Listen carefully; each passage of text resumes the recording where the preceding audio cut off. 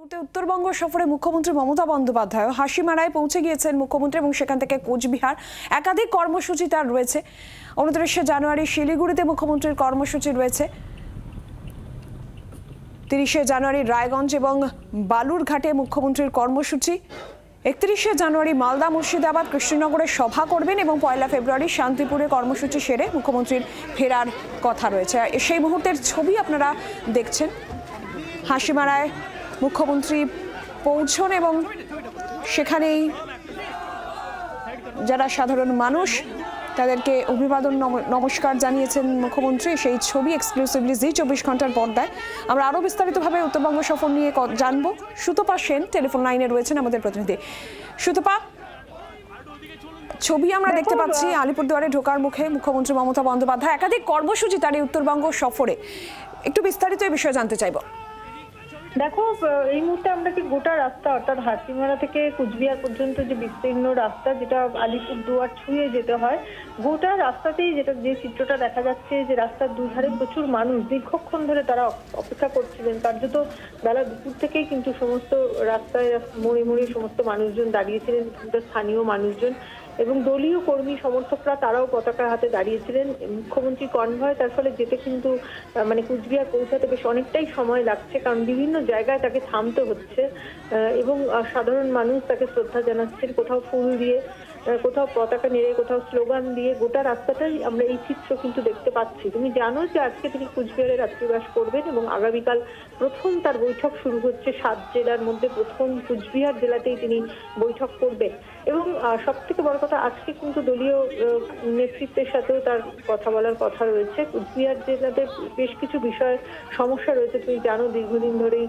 সেই বিষয়গুলো নিয়ে তিনি দলীয় নেতৃত্বকে কি বার্তা দেন সেদিকে অবশ্যই নজর থাকবে। অন্যদিকে আগামীকাল প্রশাসনিক বৈঠক বা সভা বলা যেতে পারে, যে সভা থেকে একদিকে তিনি বিভিন্ন পরিষেবা প্রদান করবেন, 2টো রাজবংশী বিদ্যালয়ের উদ্বোধন করবেন তিনি এবং একই সঙ্গে বিভিন্ন প্রজেক্টের কাজ কুচবিহার জেলায় কতটা এগিয়েছে সেই ব্যাপারেও তিনি কথাবার্তা বলবেন।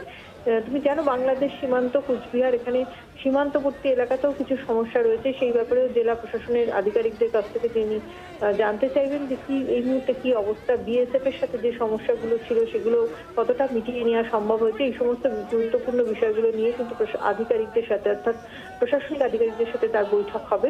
এবং একই সঙ্গে আরো একটা গুরুত্বপূর্ণ বিষয় তোমাকে যেটা বলবো সেটা হচ্ছে যে কুচবিহার জেলাতে যেরকম আগামীকাল তিনি বৈঠক করবেন, তারপরেই তিনি চলে যাবেন শিলিগুড়িতে। শিলিগুড়ি দার্জিলিং জেলার মধ্যে রয়েছে। শিলিগুড়িতেও কিন্তু প্রায় 10,000 মানুষকে পাত্তা দেবেন মুখ্যমন্ত্রী মমতা বন্দ্যোপাধ্যায়। এছাড়াও অন্যান্য কর্মসূচিও তার রয়েছে।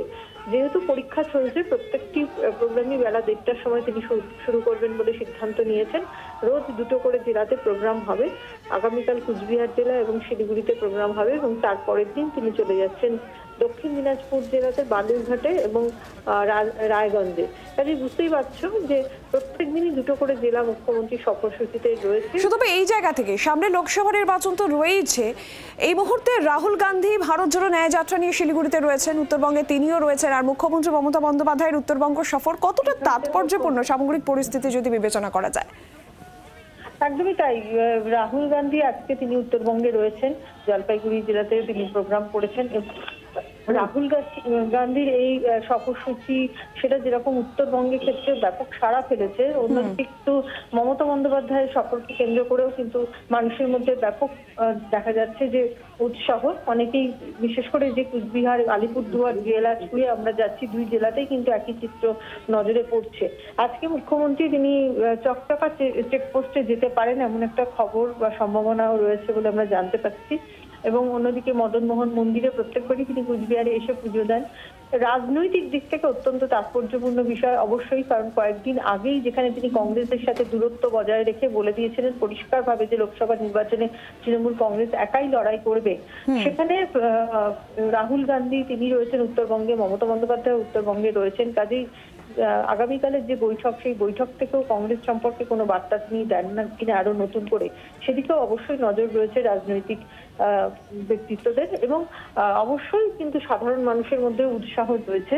অনেকেই যেটা বলছিলেন যে মালদাতে একই দিনে মমতা বন্দ্যোপাধ্যায় এবং রাহুল গান্ধী থাকা, সেক্ষেত্রে তাদের দেখা হওয়ার কোনো সম্ভাবনা রয়েছে কিনা, এই সমস্ত বিষয়গুলো নিয়ে কিন্তু ইতিমধ্যেই আলোচনা চলছে। অর্থাৎ রাজনৈতিক ভাবেও কিন্তু মুখ্যমন্ত্রীর এই সফর, যেখানে রাহুল গান্ধীও রয়েছেন, অত্যন্ত তাৎপর্যপূর্ণ বিষয় এই মুহূর্তে, এবং মুখে মুখে সাধারণ মানুষের মধ্যেও কিন্তু আলোচনা চলছে।